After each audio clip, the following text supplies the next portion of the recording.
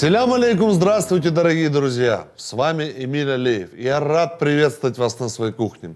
Сегодня я вас научу, как приготовить вкусную и полезную еду.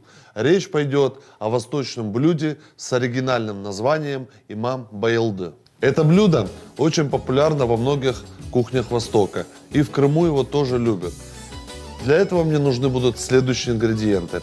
Баклажан, лук, помидор, болгарский перец, кинза и петрушка.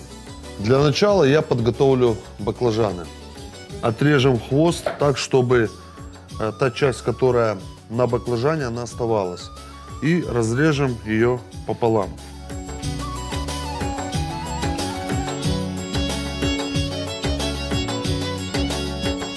Также остальные баклажаны разрезаем вдоль.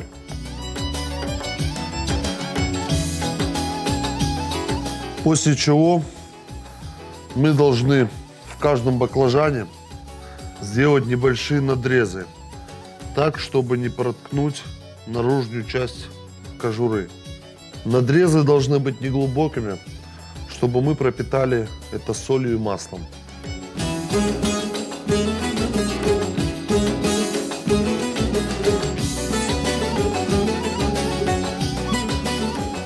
После того, как я сделал надрезы в баклажане, я возьму соль и присыплю каждый баклажан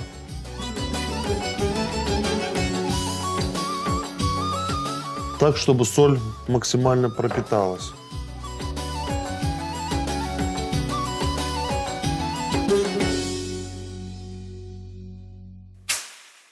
После того, как я натер солью баклажаны, я возьму подсолнечное масло и пропитаю их.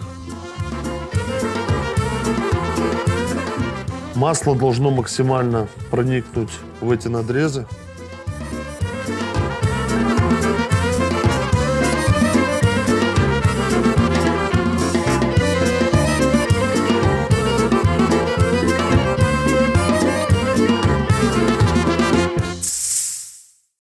Сейчас я обжарю баклажан с каждой стороны, чтобы я с легкостью мог извлечь мякоть изнутри.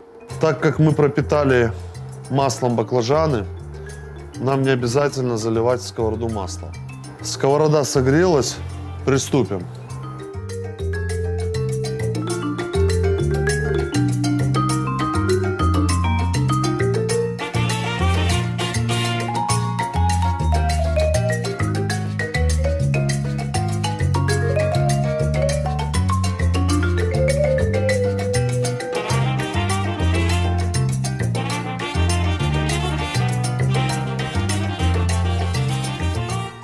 После того, как я обжарил баклажаны и дам им немного остыть, я подготовлю для обжарки лук, помидоры, болгарский перец с чесноком.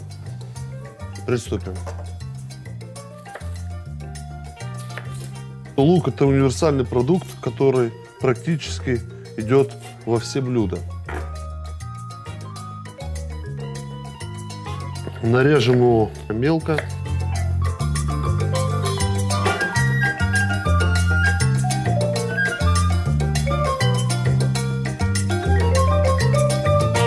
Лук я нарезал. Теперь подготовим болгарский перец, отделив его от косточек.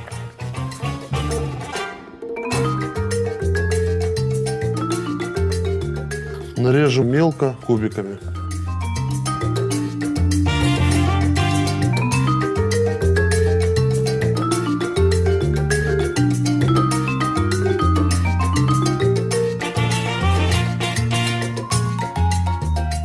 После того, как я нарезал лук с болгарским перцем, я растоплю подсолнечное масло.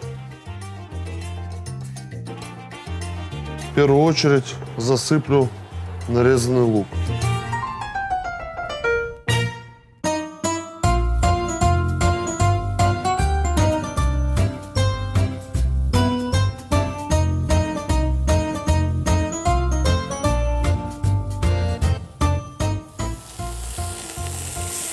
Дадим луку немного прожариться,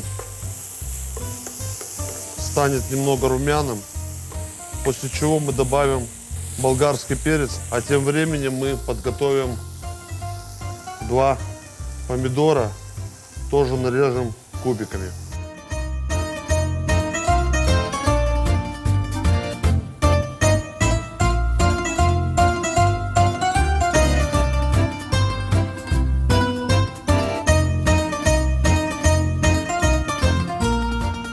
Помидоры я подготовил, подошло время добавить болгарский перец с зажарочкой вместе с луком.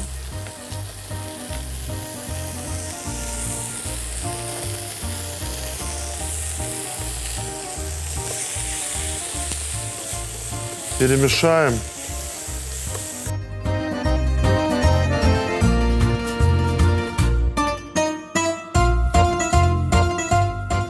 И добавим помидоры.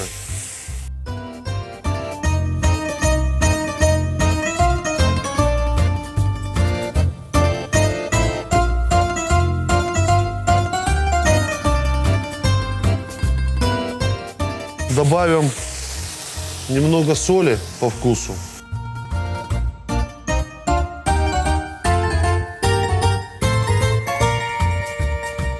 И добавим для ароматности молотого черного перца.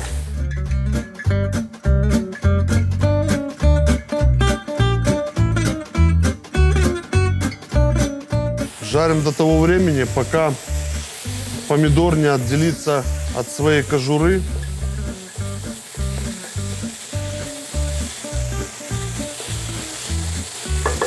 В это время я подготовлю 3 зубчика чеснока.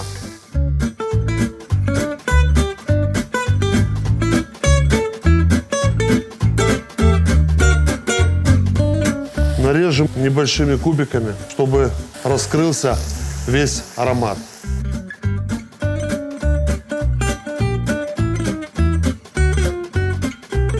Нарезанный чеснок я сразу добавлю вместе с нашими овощами. И перемешаю. У этого блюда очень интересное происхождение. По одной из легенд к имаму пришли гости, а в это время имам сказал своей жене, чтобы она приготовила на стол гостям еду. Дома всего лишь оказались баклажаны, помидор, лук и немного масла. Жена приготовила блюдо из того, что было, и подала на стол. Гости попробовали это блюдо и произнесли вслух «Имам Байылды», что означает «Имам разбогател». После этой легенды начали называть это блюдо «Имам Байылды».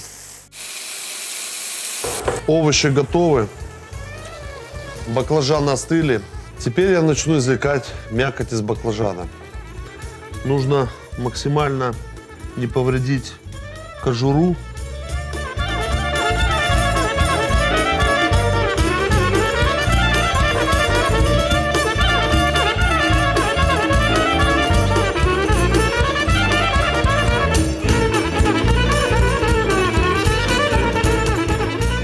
Аккуратно вынимаем мякоть.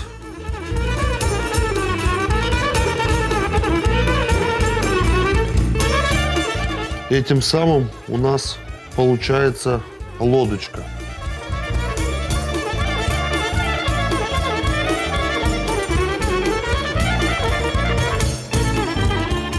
Очистим мякоть других следующих баклажанов.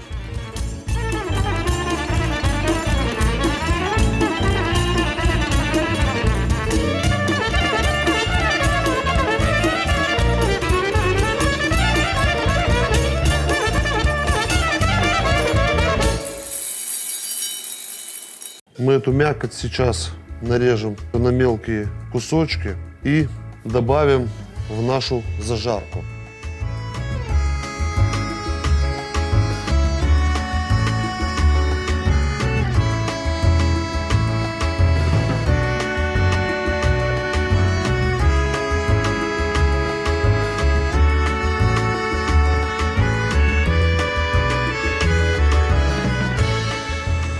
Перемешиваю.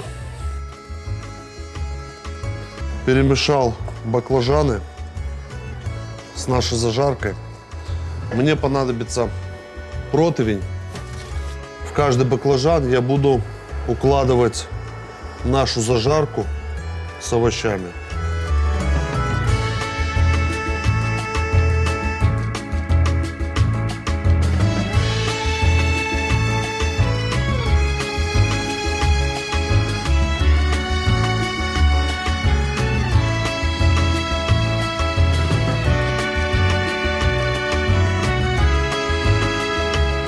Начиняем наш последний кусочек баклажана нашей вкуснейшей зажаркой.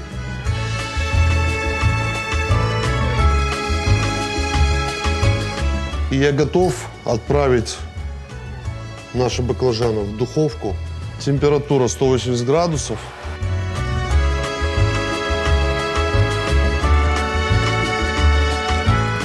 И оставляю на 15 минут.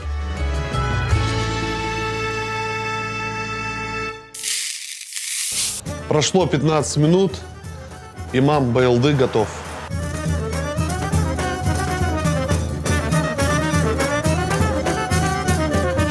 Теперь выложим его на тарелку.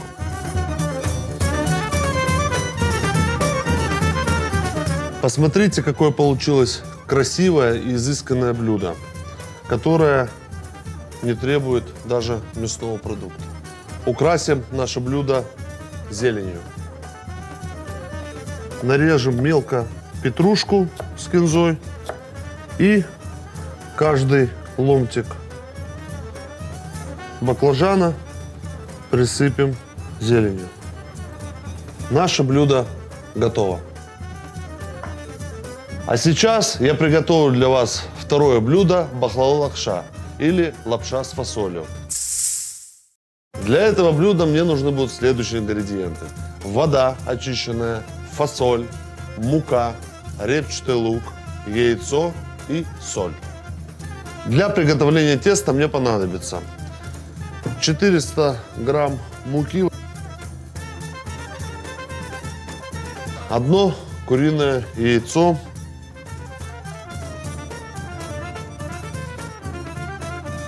зальем воды. Тесто у нас должно быть эластичным, но не сильно крутым.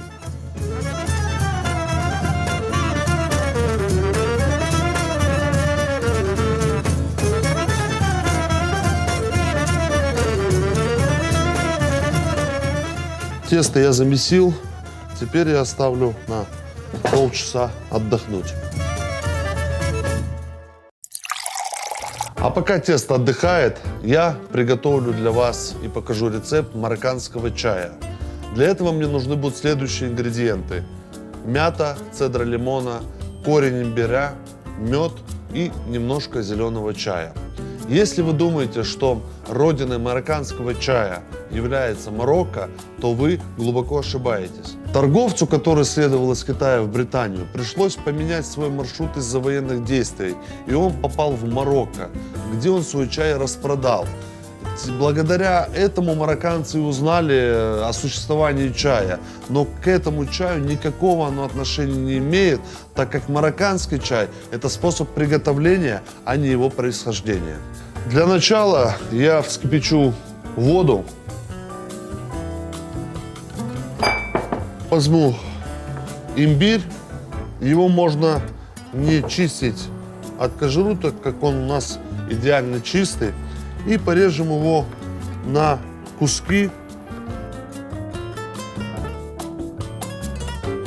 Не нужно его сильно измельчать, не принципиально, как он будет выглядеть, он будет давать свой вкус. И добавлю кипяченую воду.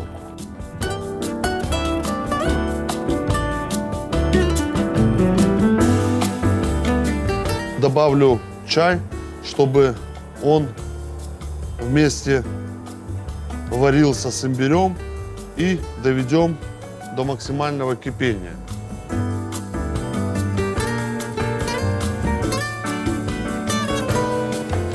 Вода, как видите, уже закипела. Теперь я подготовлю мяту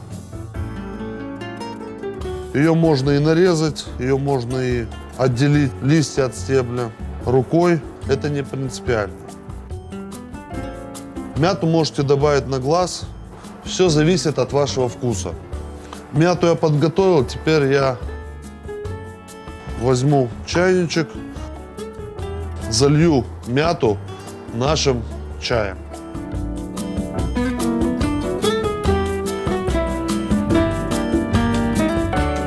Очень приятный аромат. Мята начала раскрываться. Теперь возьмем лимон. Вы можете лимон добавить по своему вкусу и усмотрению. Но на это количество воды я добавляю пол-лимона. Ну и, конечно, подсластим наш напиток медом и перемешаем. После чего максимально раскроется весь аромат нашего напитка. Марокканский чай готов, и я рекомендую подавать его в стеклянной кружке, так как оно выглядит очень красиво и эффектно. Для этого я еще добавлю на дно немного меда.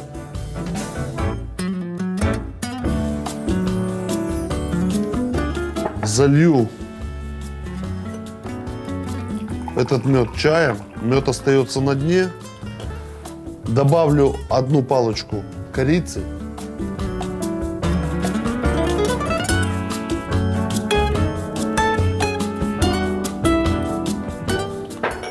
И мяты. Как вы видите, мед сейчас на дне чашки. Тем самым он сейчас будет раскрываться и придавать больше аромата нашему чаю. После чего наш чай готов.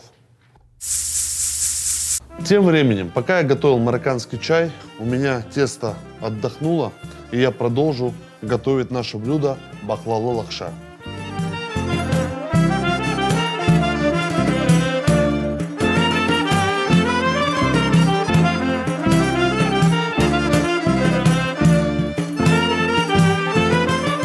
Я начну его раскатывать.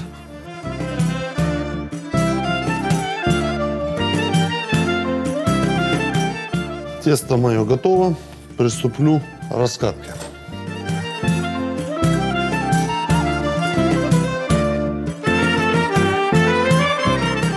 Должно быть равномерно раскатано толщиной в 2-3 мм. Тесто я раскатал.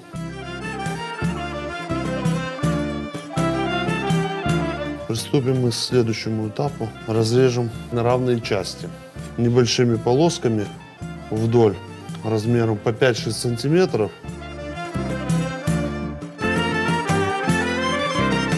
Каждая наша небольшая стопочка теста будет разрезаться уже на саму лапшу по полсантиметра.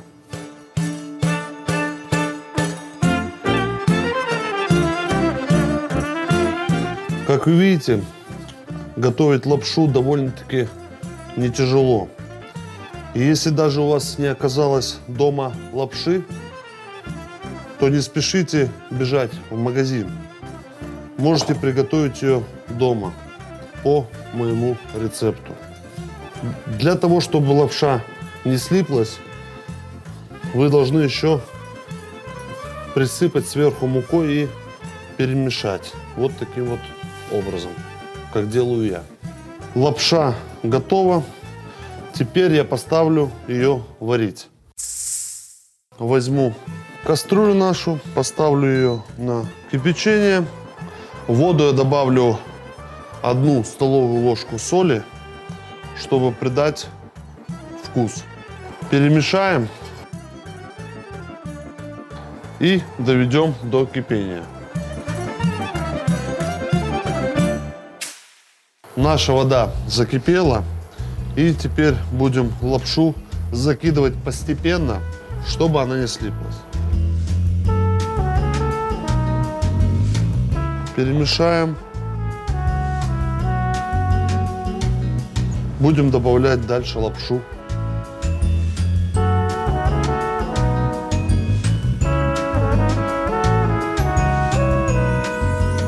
Обязательно стоит перемешивать лапшу в кипяченой воде, чтобы она не прилипала к дну и не слипалась друг с другом. Как только лапша поднимется на поверхность, это будет признаком ее приготовления.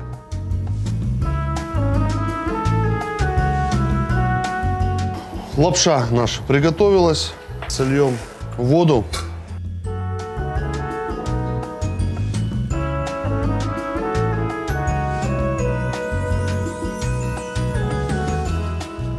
И для того, чтобы отваренная наша лапша не склеилась между собой, мы добавим немного масла и перемешаем.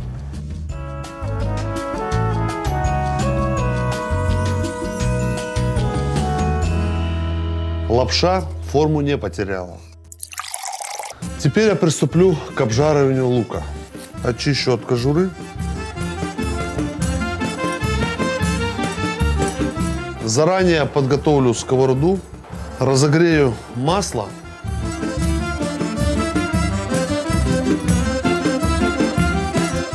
Нарежем мелко лук кубиками.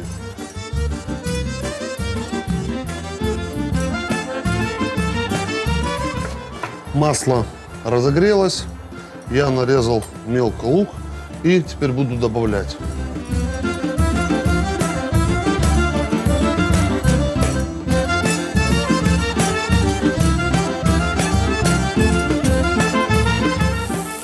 Обжарим его до золотистого цвета.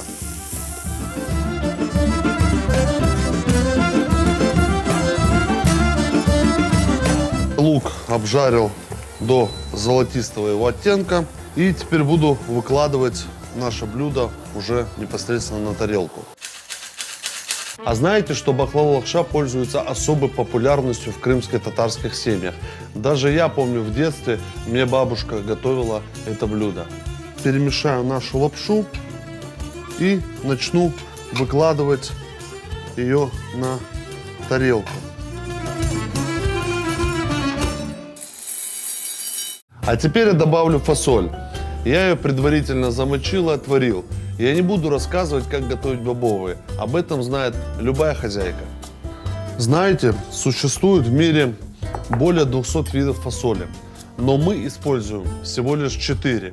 В фасоли содержится максимальное количество растительных белков. Даже в ней больше белка, чем в мясе птицы. И в завершении я добавлю обжаренный лук.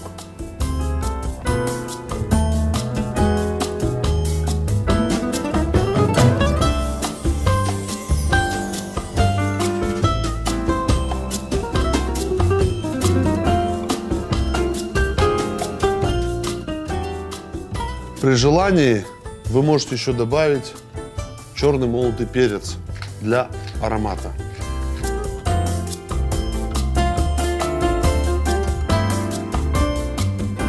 Крымско-татарское блюдо баклава лапша готово. А теперь, друзья, я напомню вам, из каких ингредиентов я готовил сегодняшнее блюдо. Имам Байлды взял баклажаны, разрезал пополам. Сделал неглубокие нарезы, посолил, пропитал маслом, обжарил баклажаны для мягкости, извлек мякоть из баклажанов, чтобы получились лодочки, приготовил начинку, обжарил лук, болгарский перец, морковь, наполнил начинкой баклажаны, поставил запекать. Баклава лапша. Замесил тесто. Раскатал тесто толщиной 3 мм. Нарезал лапшу. Сварил лапшу в кастрюле до готовности. Обжарил лук на сковороде. Добавил фасоль в лапшу. Влил масло с обжаренным луком. Добавил черного молотого перца. Марокканский чай. Нарезал имбирь. Вскипятил имбирь в горячей воде. Добавил зеленый чай. Погрузил мяту в чайник, залил чаем, добавил лимон и мед. Спасибо вам, дорогие друзья, что вы были сегодня со мной. Готовьте с удовольствием, и тогда ваше любое блюдо станет по-особенному ароматным и вкусным. С вами был Эмиль Алеев. Приятного аппетита! Аштат лоусом!